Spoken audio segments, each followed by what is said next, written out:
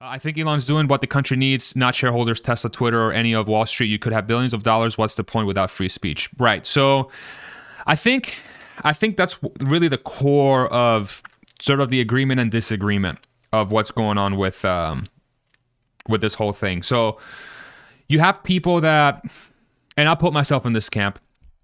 And again, let's have a discussion about this. So you have people that are in one camp that say free speech is too important. It doesn't matter what the negatives are from Elon buying Twitter. It has to be done. And Elon is somebody that needs to get the stuff. He needs to figure this out. And he's one of the very few that could, and sort of set a foundation up for free speech and truth to always be trusted. Right, that's one camp, and we'll elaborate on that as the live stream goes on.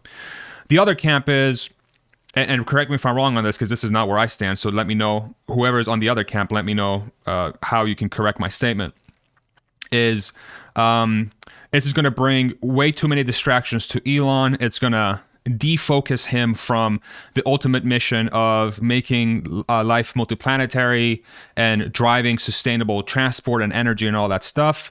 You're not going to be able to make anybody happy if you really try to fix something like a Twitter or really enabling free speech. That in itself is a humongous job on its own. He already has a ton on his plate. Why the hell would he take this on as well? So let me know if those are the two camps, and then we'll have a discussion from there, and I'll continue to read comments and we'll have a conversation. So Barry, I agree. I can respect Elon's interest in true freedom of speech and his interest in Twitter, but bad advice regarding financial advisors, such a terrible distraction for his for-profit companies. Right. So Barry, sounds about right. Okay. Yeah, I appreciate that. I think buying Twitter is a great idea. This is big. I think those comments about Elon being distracted is really a misunderstanding of Elon's capabilities. I think they're trying to really limit their perspectives of his capabilities. I also think your perspective about Neil needing Twitter for the future, I'm guessing Elon needing Twitter for the future is very valuable. I also think your perspective about Elon needing Twitter for the future is very valuable. Yeah. So the way I view the Elon transaction of Twitter, this is my opinion. You guys let me know what you think. So I think as Elon's companies continue to grow, as they continue to disrupt, you still have to think about where are they within the context of becoming a market leader. Okay. Tesla is still a fraction of the largest automakers. Toyota sells 10 million cars a year. Volkswagen sells, I think, 11 million. Tesla's 1 million. They're probably going to do 1.5 this year, 2.5 the next year, so on and so forth. So within that respect, it's still a baby when it comes to market dominance. Maybe not from a profit perspective, but from a penetration perspective. Okay.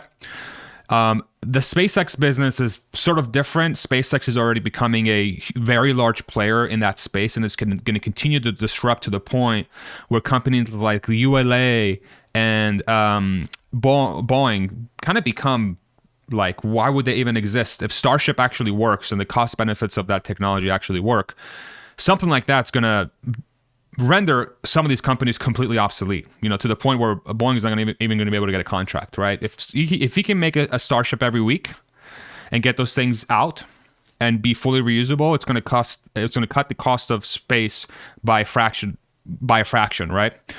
But the Tesla example, I think, probably makes a lot more sense. So when they get to 20 million cars a year by 2030 or 2035, whenever that happens, when the bot starts ramping up and it starts creating a scenario where it could displace jobs, when you have the batteries going live and solar going live and it starts disrupting the oil industry way more than it is right now, my theory is that the FUD is going to get, so the FUD, the fear, uncertainty, and doubt, is going to get 10 times worse than the peak of 2017, 2018.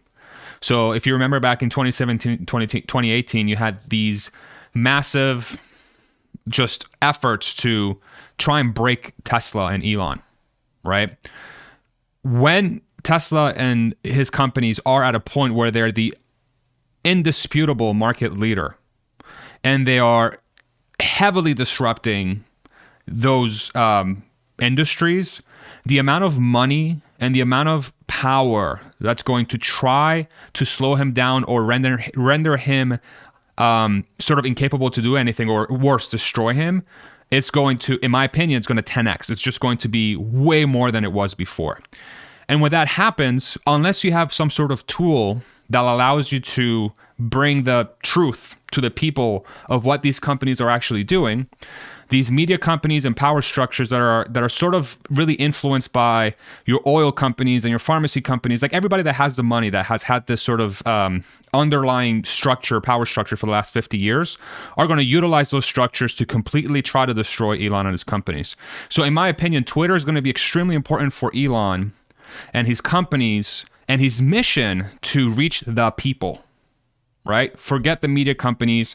Forget trying to, take the side of Fox News or whoever media company wants to drive the Elon narrative. It has to reach the people. That's the best. That's the first principles way of getting information out to people, right? And so, in my opinion, and I could be completely wrong here. In my opinion, Twitter is he needs this to complete his missions, because otherwise, the amount of resistance and vitriol and shit, for any other lack of word, that he's going to get from the disruptions of his companies that's going to cause, it's going to be almost impossible to overcome unless he has a way to directly reach the people. So although right now he might be communicating it as and you can, that's kind of free speech if you really think about it. But I think it's more than that. I think it's a platform for Elon to get the truth out there about what he's trying to achieve directly to the people. Okay? So let me know what you guys think about that.